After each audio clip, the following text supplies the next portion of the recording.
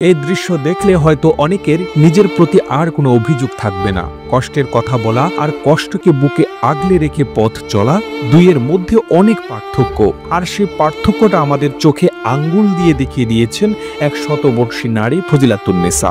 ১১০ বছরে পথ পেরিয়ে এসেছেন তিনি। সময়ের ভারে শরীরটা বেঁকে গেছে, কুঁকড়ে গেছে চামড়া, চলাফেরায় এক ধরনের কষ্ট স্পষ্ট দেখা যায়। তবুও চোখে মুখে ক্লান্তির ছাপ থাকলেও হৃদয়ে রয়েছে এক অদম্য শক্তি, যেন জীবনের কাছে কখনো হার মানেননি। আজও সকাল থেকে রাত পর্যন্ত কাজ করে চলেছেন। ফুটপাতে বসে কাঁচা আম, শসা আর আমড়া বিক্রি করেন তিনি।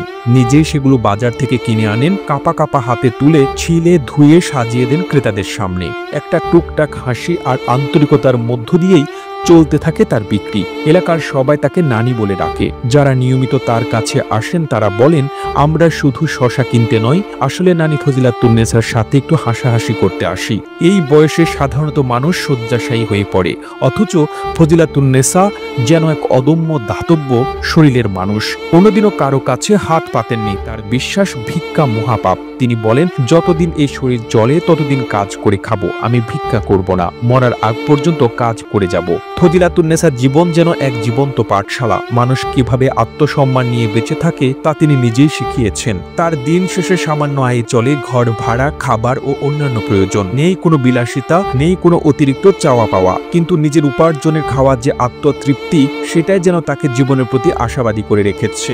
তার জীবন বোধ এতটাই দৃঢ় যে তাকে দেখে অনেকে আশ্চর্য হয়ে যান।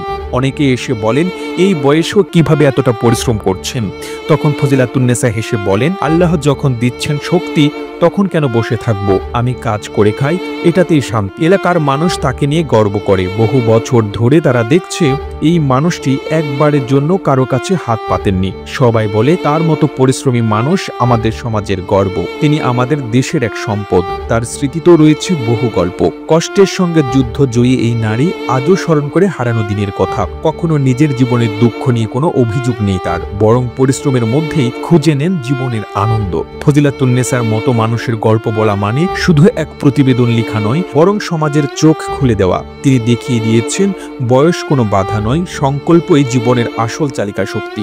১ শতকের বেশি সময় ধরে জীবন সংগ্রামে জিতে যাওয়া এই নারী আমাদের মনে করিয়ে দেন, জীবনের কঠিনতম সময়েও মাথা উঁচু করে বাঁচা যায়। সমাজের সবাই যদি তার মতো আত্মসম্মান নিয়ে বাঁচতে শিখে, তবে এই সমাজ অনেক ভালো হয়ে উঠবে। ফজিলাতুন্নেসা এক জীবন প্রেরণার নাম, এক অবিনশ্বর কর্মময় জীবনের প্রতিচ্ছবি। প্রতিবেদনটি তৈরিতে তথ্য ও উপাত্তের সাহায্য নেওয়া হয়েছে ডেইলি দেশের পত্র নামক ফেসবুক পেজ থেকে। আর এতক্ষণ আপনারা সঙ্গে ছিলেন বিশ্ব বাংলার। সেই সঙ্গে আপনি বাংলাদেশের কোন জেলা থেকে এই ভিডিওটি দেখছেন আমাদের কমেন্ট করে জানান। আমরা পরবর্তী ভিডিওতে আপনাকে ধন্যবাদ জানাতে ভুলব না। এতক্ষণ বিশ্ব বাংলার সাথে থাকার জন্য অসংখ্য ধন্যবাদ।